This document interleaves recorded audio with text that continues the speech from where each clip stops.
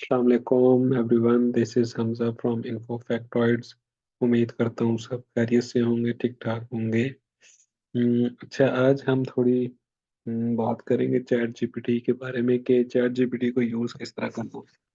मतलब इसको यूज़ करते हुए कुछ ऐसी चीज़ें हैं जिनका हमें ध्यान रखना है। ठीक है।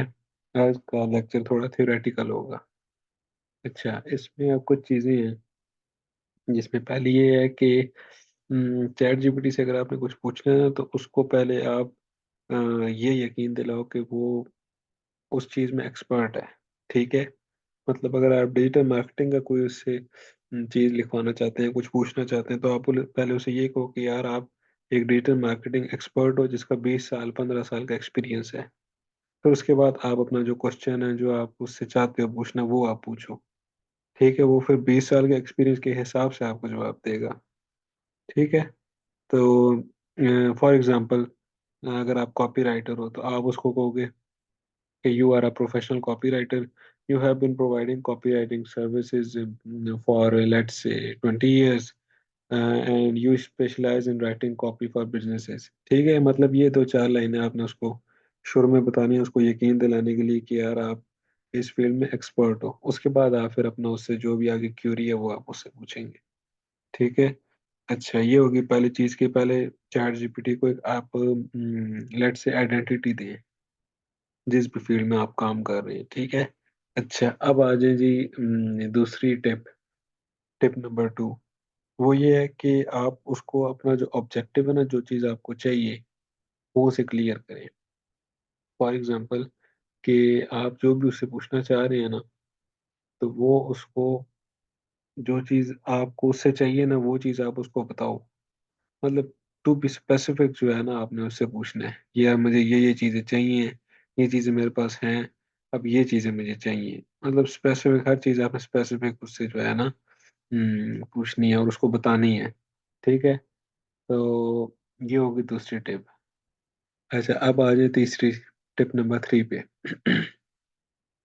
वो ये है कि आपने अपने जो प्रॉम्प्ट है ना उसमें आपने कंस्ट्रेंट्स डालने हैं। कंस्ट्रेंट्स का मतलब ये है कि फॉर एग्जांपल अब आपने कोई समरी लिखनी है, तो आप उसको कंस्ट्रेंट डाल देंगे यार कि 200 वर्ड से ऊपर की समरी नहीं होनी चाहिए।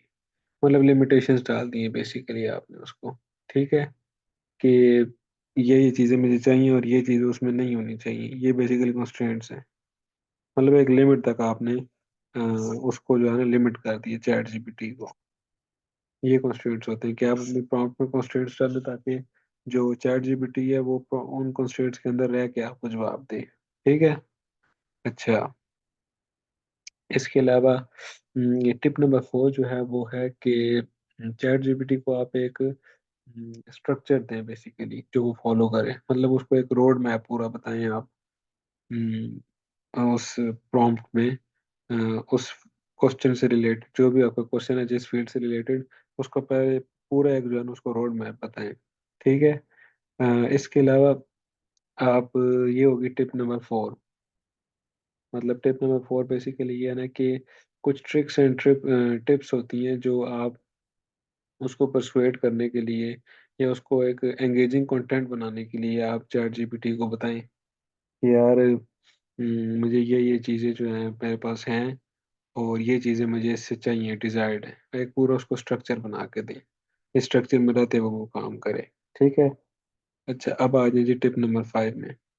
टिप नंबर 5 में ये है बेसिकली कि आप उसको आउटपुट जो है ना वो जो आउटपुट देगा ना आप उसको रिफाइन करें।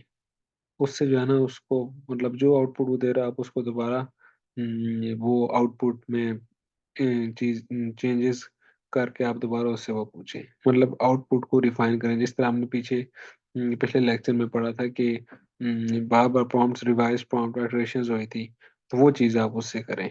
ठीक है। ये एक तरीका है और ये बड़ा जो है ना वर्क करता है ये तरीका।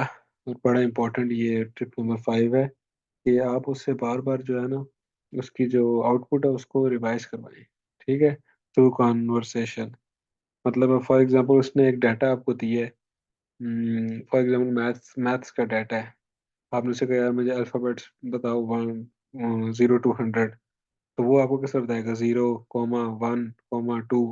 तो अब आप उसको कहें यार कि मुझे टेबल की फॉर्म में दो, तो वो आपको टेबल बना के दे देगा।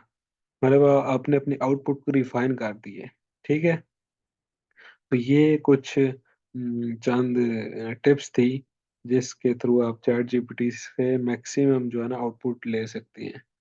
तो इनको आप भी फॉलो ज़रूर करना, ट्राई ज़रूर करना। मैंने भी की हैं, और आप भी ट्राई ज़रूर करना। इंशाल्लाह आपको बहुत अच्छे रिजल्ट्स मिलेंगे इंशाल्लाह।